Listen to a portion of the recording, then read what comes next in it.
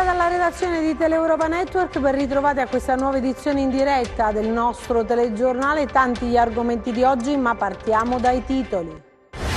I Dem commissionano a SVG un sondaggio dal quale emerge che l'86% dei calabresi non ha fiducia in Oliverio, ma l'uscente va avanti per la sua strada.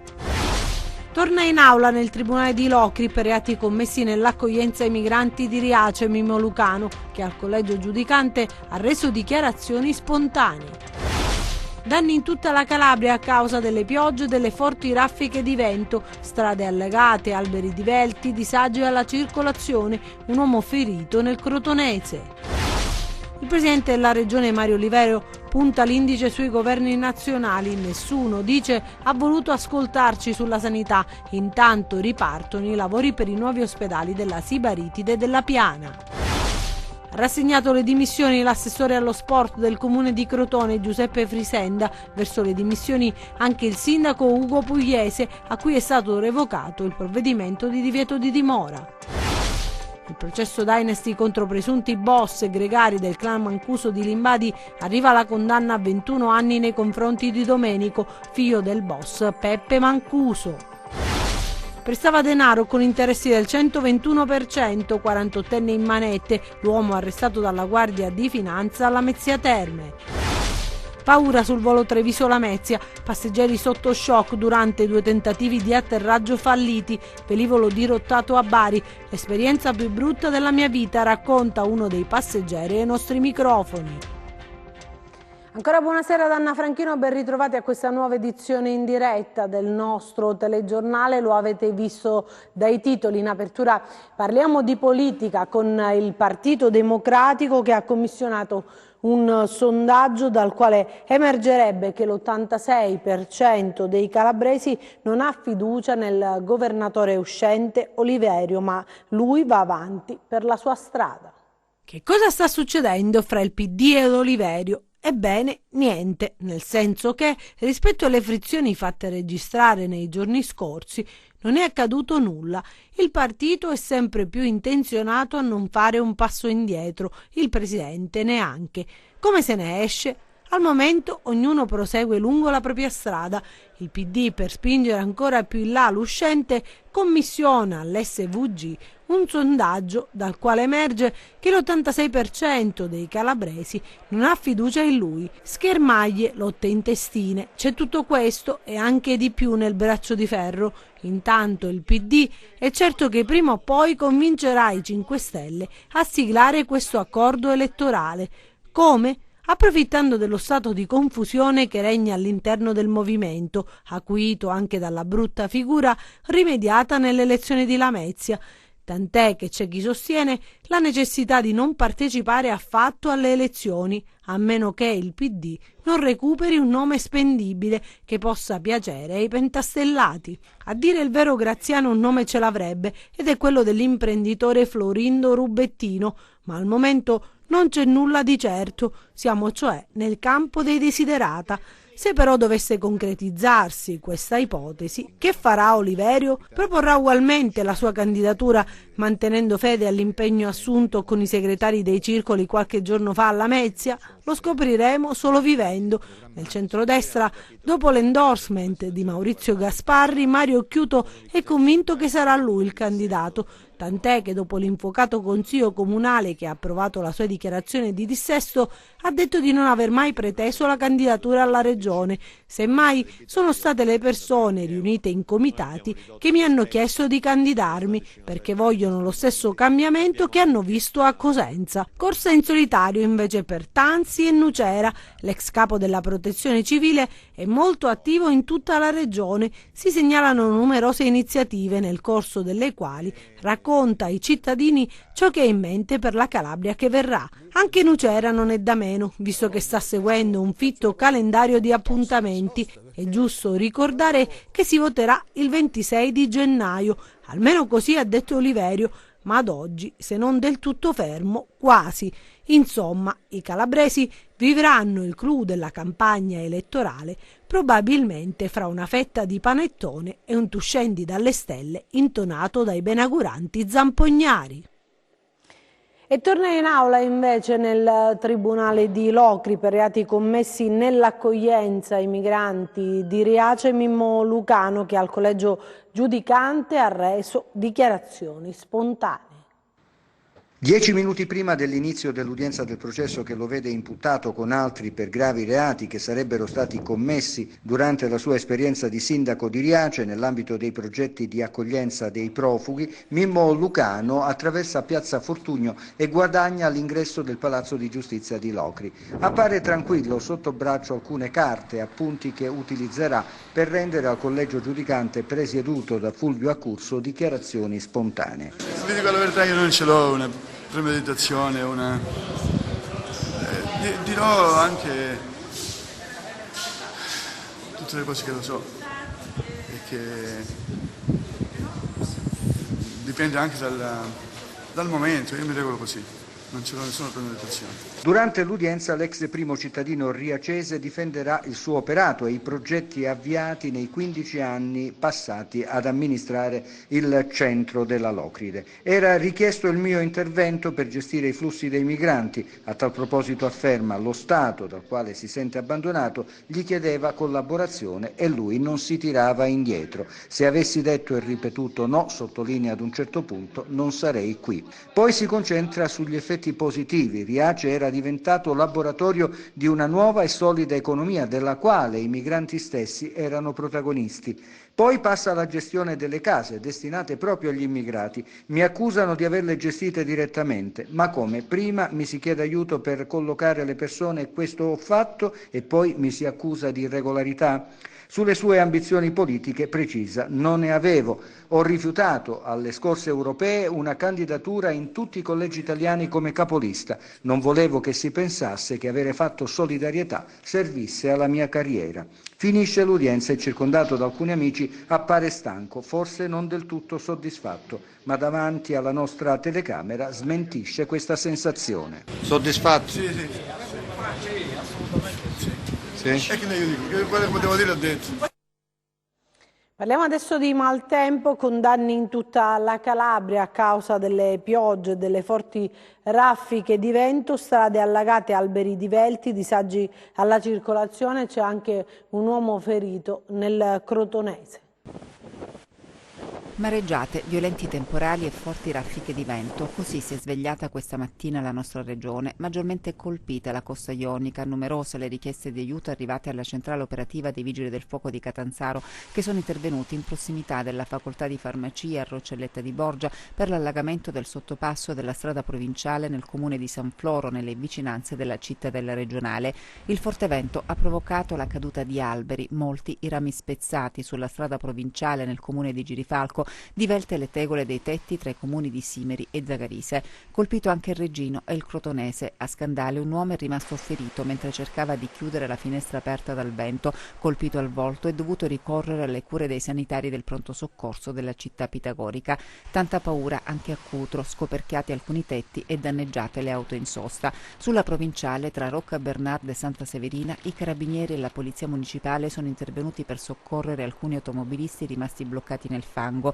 Nel Cirotano disagi legati alla mancanza in mattinata di energia elettrica. L'allerta diramata dalla Protezione Civile ha spinto molti sindaci a chiudere le scuole nel Reggino, nel Catanzarese, nel Crotonese e nel Cosentino. L'Arpacal, che ha registrato il record di precipitazioni in poche ore delle vere e proprie bombe d'acqua, fa sapere che si va verso un miglioramento nella giornata di oggi, mentre già dalle prime ore di domani la nostra regione sarà interessata da precipitazioni diffuse. Forti mareggiate anche nel Reggino, ma nelle prossime ore è prevista una tregua. Ecco come si presentava ieri sera alla Locride poco dopo che l'allerta maltempo da arancione era diventata rossa e la situazione era molto simile sia nella piana di Gioia Tauro che nell'Interland di Reggio Calabria. Nel pomeriggio la situazione infatti era notevolmente peggiorata e il pericolo di un vero e proprio uragano che avrebbe provocato danni enormi era diventato concreto, tanto che si è deciso di chiudere scuole e uffici. Nonostante abbia piovuto incessantemente tutta la notte, per fortuna i danni temuti non ci sono stati, il territorio ha retto, fatta eccezione per qualche allagamento. In nottata sia sulla Locride, sia sulla Piana, sia a Reggio Calabria, Polizia, Carabinieri, Guardia di Finanza, Vigili del Fuoco, polizie locali e Protezione Civile hanno monitorato la situazione. Per cautela è stato vietato l'accesso ai sottopassi. In mattinata un pallido sole ha fatto capolino, ma ancora il pericolo non è del tutto scongiurato. L'allerta rimane. Molta attenzione è rivolta al mare. Lo Ionio, che vedete in queste immagini, è in tempesta, ma per fortuna, almeno fino al momento, non ha provocato danni alle coste. Tutta l'area metropolitana Regina era comunque monitorata sin da ieri mattina e oggi a Reggio Calabria, come vedete in queste immagini, la situazione sembra notevolmente migliorata. Queste riprese si riferiscono allo stretto di Messina, vento forte, cielo plumbeo, mare agitato, ma per fortuna tutto sotto controllo. Lasciamo per il momento il maltempo, parliamo di sanità con il Presidente della Regione Mario Oliverio, che ha puntato l'indice sui governi nazionali. Nessuno ha detto, ha voluto ascoltarci sulla sanità. Intanto sono ripartiti i lavori per i nuovi ospedali della Sibaritide e della Piana. Ospedali senza medici e infermieri, strutture da potenziare ovunque, un'emigrazione sanitaria tra le più alte del paese. Questa oggi la situazione della sanità in Calabria, una vera e propria emergenza aggravata, sostengono gli addetti ai lavori, da quel decreto sanità che doveva essere la panacea di tutti i mali. Regione e commissario continuano a mantenere le distanze. Il presidente della regione Mario Oliverio parla di chiusura e non ascolto dei governi nazionali di diversi colori. Stessa dice refrattarietà. Noi abbiamo avuto una gestione commissariale della sanità, per la verità incominciata prima che io arrivassi, il 2010, nella precedente legislatura, e per la quale io mi sono battuto si decidesse un superamento da parte del governo nazionale. Purtroppo abbiamo trovato refrattarietà, chiusura, non ascolto. E i risultati sono sotto gli occhi di tutti, è l'unico campo nel quale noi siamo stati completamente estromessi ed è un campo nel quale i risultati sono negativi, anzi c'è una situazione che si è aggravata. È noto che io mi sono battuto apertamente, a prescindere dal colore dei governi nazionali, mi sono battuto perché si superasse questa situazione, che è una situazione assurda, perché i calabresi non possono pagare le conseguenze di una gestione che è stata portata avanti all'insegna di una impostazione ragioneristica, anzi nemmeno ragioneristica, perché nemmeno sul piano dei conti, diciamo, si sono fatti passi in avanti, che ha determinato un aggravamento della condizione dei servizi e un incremento del ricorso all'esterno per curare la propria salute da parte dei calabresi. I dati sono dati di un fallimento a 360 gradi della gestione commissariale. Intanto presso la cittadella riunione con le imprese di costruzioni per l'avvio dei lavori degli ospedali della Sibaritide e della Piana. In particolare si fa sapere a Sibari riprenderanno immediatamente le attività, a Palmi saranno avviate invece le attività di rimozione dei materiali oggetto del vincolo archeologico. Torniamo sull'inchiesta di qualche giorno fa al comune di Crotone, perché l'assessore allo sport Giuseppe Frisenda, destinatario di un provvedimento di divieto di dimora nell'ambito dell'inchiesta della Procura della Repubblica sull'affidamento al consorzio sportivo da Ippo della gestione della piscina comunale, avrebbe rassegnato le dimissioni. Verso le dimissioni anche il sindaco di Crotone Ugo Pugliese, a cui è stato revocato il provvedimento del divieto di dimora. Un esilio sofferto ma molto breve, quello imposto dal sindaco di Crotone Ugo Pugliese, che si è visto revocare la misura del divieto di dimora cui era stato sottoposto. Il giudice delle indagini preliminari, Michele Ciociola, ha revocato il provvedimento emesso giovedì scorso nei confronti del primo cittadino nell'ambito dell'inchiesta che ha evidenziato una serie di presunte irregolarità nell'affidamento e in gestione della piscina olimpionica comunale, ipotizzando reati di abuso d'ufficio e turbativa d'asta per amministratori e dirigenti. Nel corso dell'interrogatorio di garanzia, il giudice ha ascoltato le motivazioni del sindaco pugliese, assistito dall'avvocato Francesco Laratta, ed ha accolto la sua richiesta con il parere favorevole del pubblico ministero. Ugo Pugliese ha fatto dunque ritorno in città e attende che l'ufficio della Digos comunichi alla prefettura l'avvenuta revoca della misura per consentire al prefetto di attivare la procedura di reintegro nella carica, così come previsto dalla legge Severino, spiega l'avvocato Laratta, al fine di dar modo a Pugliese di dimettersi non da sindaco sospeso, ma da sindaco in carica. Una volontà già espressa da primo cittadino per dar modo alle indagini di proseguire senza alcun condizionamento e difendersi nel processo, dimostrando di essere estraneo a tutti i fatti contestati e di non essere ancorato a incarichi o poltrone. La cronaca adesso, perché la sua posizione era stata stralciata perché una consulenza medica lo aveva ritenuto incapace di intendere e di volere. Così per gli altri imputati il processo Dynasty, affari di famiglia contro presunti boss e gregari della cosca Mancuso, era andato avanti, arrivando a conclusione fra il 2008 e il 2009. Invece per lui Domenico Mancuso, di 45 anni, figlio del boss ergastolano Peppe, si era invece fermato alle prime fasi fino al 2016, quando una nuova perizia aveva ribaltato gli esiti della precedente. A quel punto era tornato a dibattimento per fatti di quasi 20 anni fa e adesso è arrivata alla conclusione con il verdetto di primo grado: 21 anni e 6 mesi per associazione mafiosa e 6.700 euro di multa. L'imputato era l'ultimo a dover essere giudicato appunto per il procedimento scaturito dall'operazione antimafia coordinata nel 2003 dalla direzione distrettuale di Catanzaro e condotta dalle squadre mobili di Vibo Valentia e Catanzaro, che aveva disarticolato il clan di Limbadi. Adesso altre storie, altre notizie nei nostri 100 secondi di cronaca.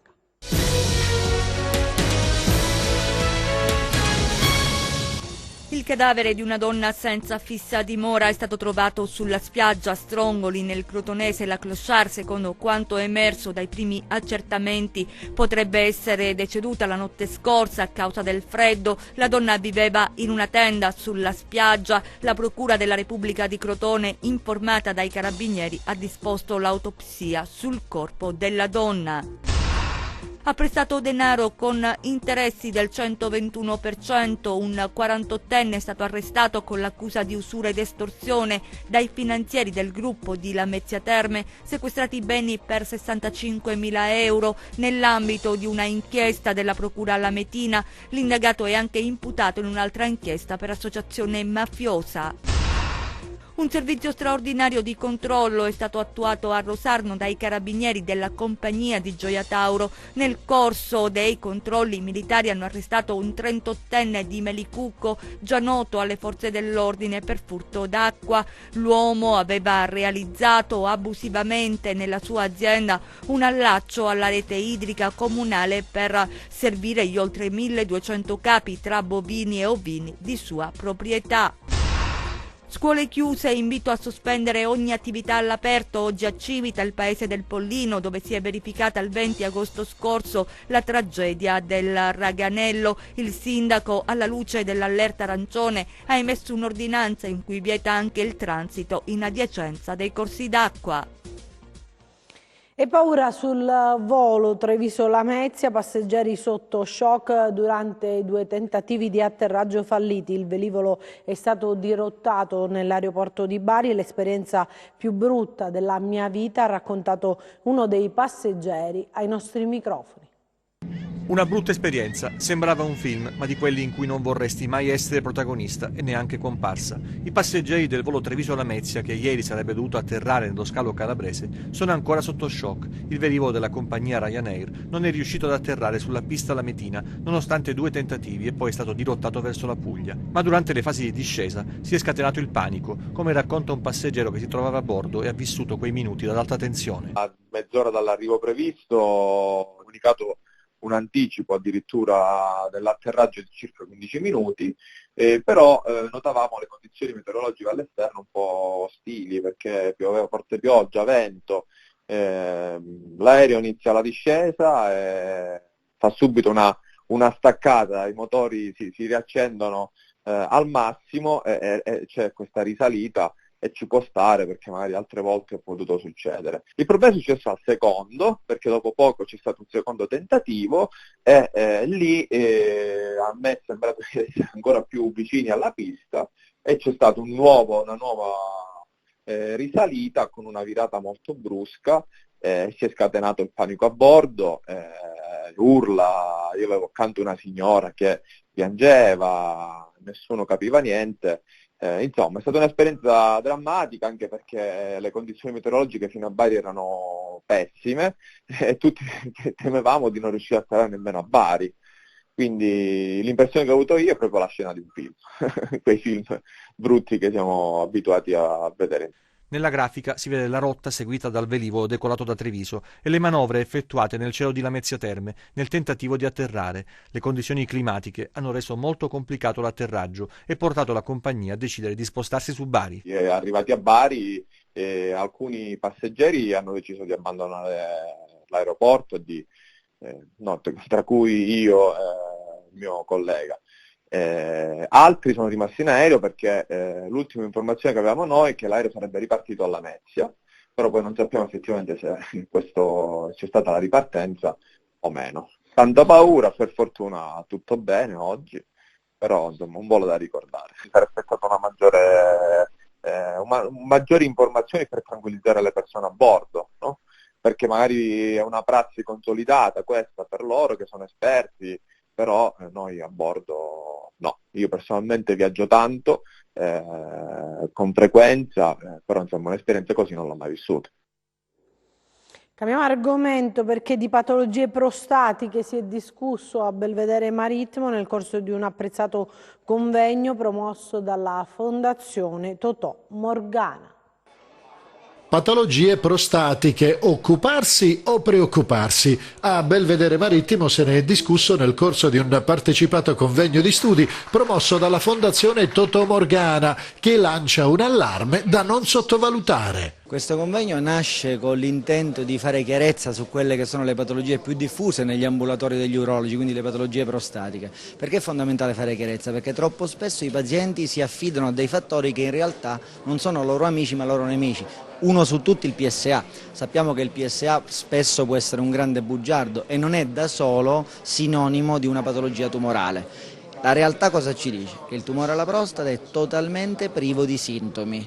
Quindi, cari uomini, oltre i 50 anni o 40 anni con familiarità è fondamentale fare una visita urologica, perché a differenza delle patologie benigne il tumore alla prostata è totalmente asintomatico. La prevenzione è essenziale anche in questo caso e riguarda spesso anche i giovanissimi, perché noi sappiamo che la prostata è la ghiandola che produce il liquido seminale e spesso può irritarsi, infiammarsi anche per cattive abitudini alimentari-sessuali classiche del giovane. Il convegno è stato aperto da un vero momento a sorpresa, la consegna di una borsa di studio ad un giovane, Matteo Raimondo, il primo operato dal dottor Serrao, che proprio grazie alla prevenzione oggi è felicemente con noi. Lui è il simbolo della fondazione, perché lui è un ragazzo a cui è stata fatta la diagnosi per tempo ed è stato salvato e operato.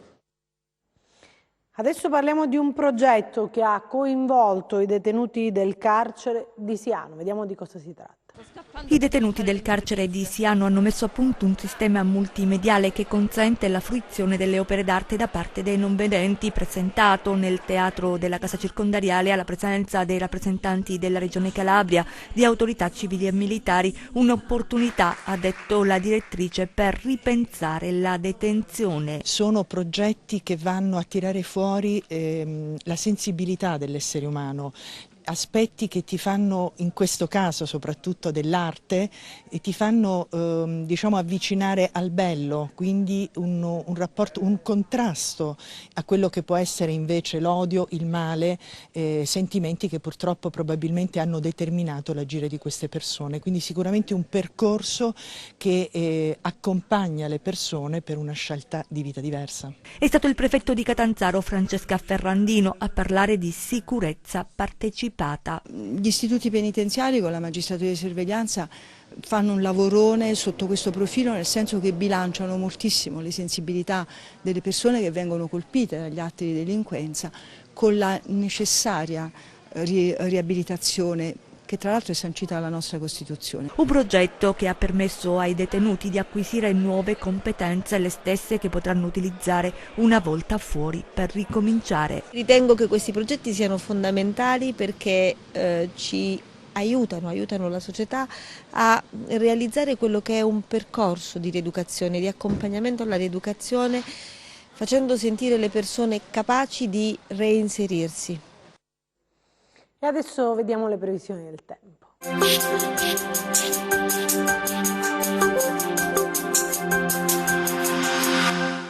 La profonda saccatura che si estende sin verso il Nord Africa provocherà la formazione di una bassa pressione al suolo che, risalendo dalla Tunisia verso nord, apporterà sulla Calabria una fase di intenso maltempo che durerà sino a giovedì prossimo.